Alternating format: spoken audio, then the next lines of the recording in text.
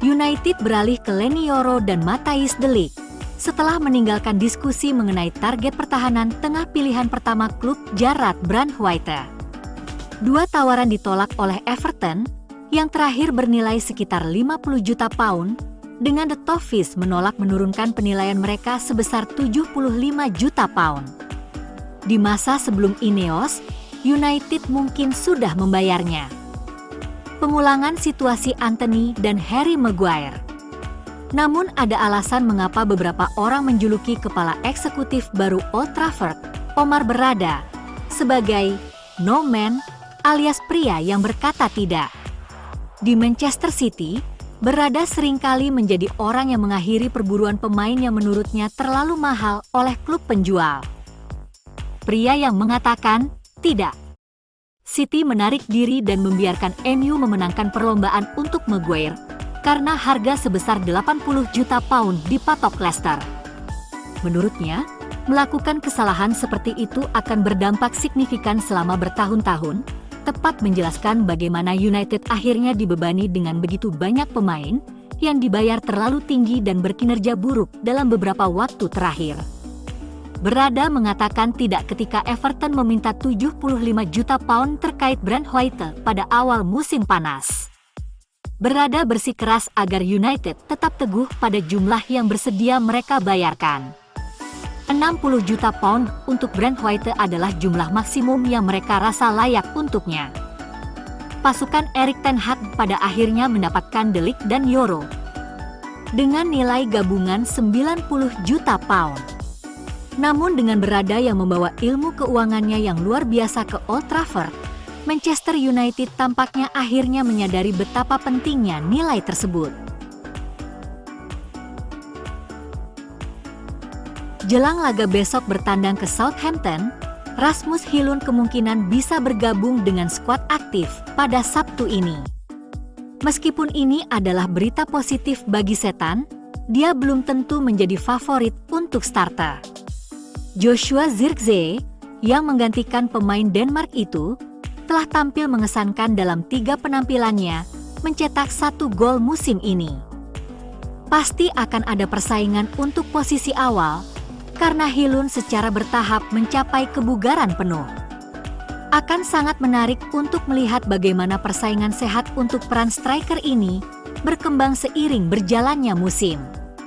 Selain Højlund, Erik ten Hag juga mengungkapkan bahwa tidak ada pemain yang kembali dari cedera menjelang pertandingan tersebut. Meski sempat istirahat 2 minggu dari aksi, Zirkzee sejauh ini tampil lumayan dengan 1 gol dari 3 laga. Mantan manajer Italia berusia 78 tahun, Fabio Capello, mengklaim bahwa pemain internasional Belanda itu gagal membuat kesan yang lebih besar di Old Trafford sejauh ini, karena Zirkzee bermain dengan intensitas Italia. Sepak bola Serie A memang sangat berbeda dengan Inggris yang mengandalkan kecepatan tinggi. Menurut Capello, selain 2 striker mudanya, Ten Hag masih membutuhkan seseorang yang terbukti dan seseorang yang berpengalaman untuk menjadi mentor mereka.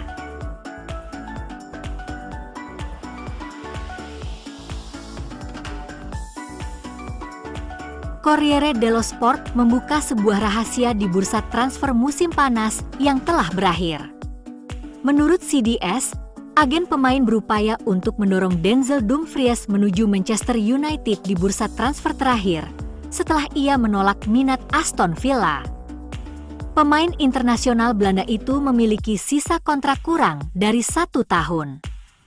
Pemain berusia 28 tahun itu sempat diperkirakan akan meninggalkan San Siro. Namun hal itu urung terjadi karena tidak ada tawaran yang meyakinkan.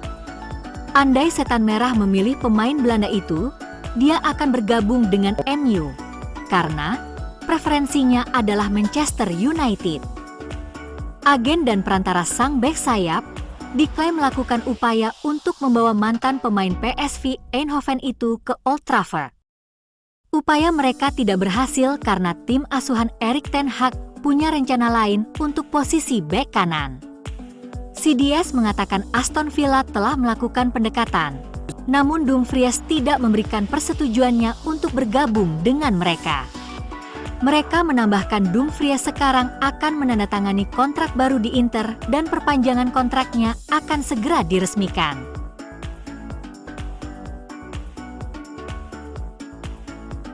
Apa yang disarankan Kupelo? Nyaris diwujudkan MU. Penanggung jawab Manchester United dikabarkan menjajaki kemungkinan mendatangkan striker Lille Jonathan David sebelum kedatangan Joshua Zirkzee.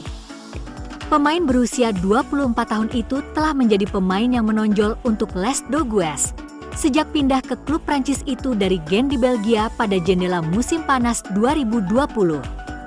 David telah tampil dalam 190 pertandingan untuk Lille di semua kompetisi, mencetak gol dalam 87 kesempatan, menjadikannya salah satu rasio mencetak gol terbaik di sepak bola Eropa. Setelah mencetak 32 gol dalam 2 musim pertamanya di klub, sang penyerang telah mencetak 26 gol dalam 2 musim terakhirnya untuk juara Liga 2020-2021.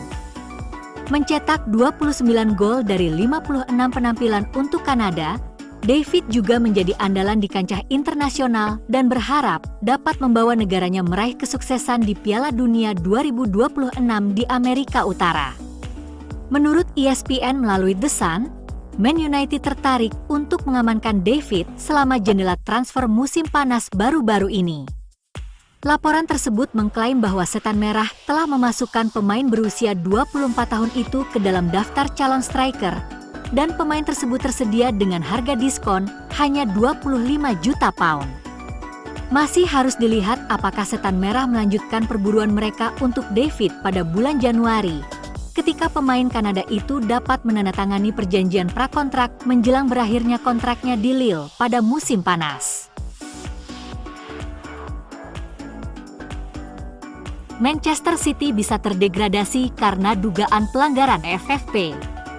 Sidang mengenai dugaan 115 pelanggaran peraturan keuangan Liga Premier yang dilakukan Manchester City akan dimulai pada hari Senin, dan degradasi adalah hukuman yang mungkin terjadi. The Citizens dituduh melakukan pelanggaran finansial selama 9 tahun sejak 2009, dan seperti yang kita lihat musim lalu, pengurangan poin dikenakan pada klub karena pelanggaran. Seperti dilansir The Daily Mail, Liga Premier mendakwa Man City karena kegagalan memberikan informasi keuangan yang akurat dan kegagalan memberikan rincian pembayaran pemain dan manajer yang akurat. Hukuman terberat yang bisa dihadapi Man City jika terbukti bersalah adalah degradasi. Pengurangan poin dan denda juga dimungkinkan. Musim lalu, Everton dikenakan pengurangan 8 poin karena 2 pelanggaran terhadap aturan keuntungan dan keberlanjutan Liga Premier, sebelumnya Financial Fair Play atau FFP, dan Nottingham Forest dikurangi 4 poin karena 1 pelanggaran. Leicester City juga berisiko mendapat pengurangan poin musim ini, namun tuntutan terhadap mereka dibatalkan setelah mengajukan banding ke komite independen. Mengingat pelanggaran yang dilakukan Everton dan Forest lebih kecil dibandingkan dengan pelanggaran yang dilakukan Man City, juara Inggris bisa terdegradasi jika mereka terbukti bersalah dan hukumannya relatif.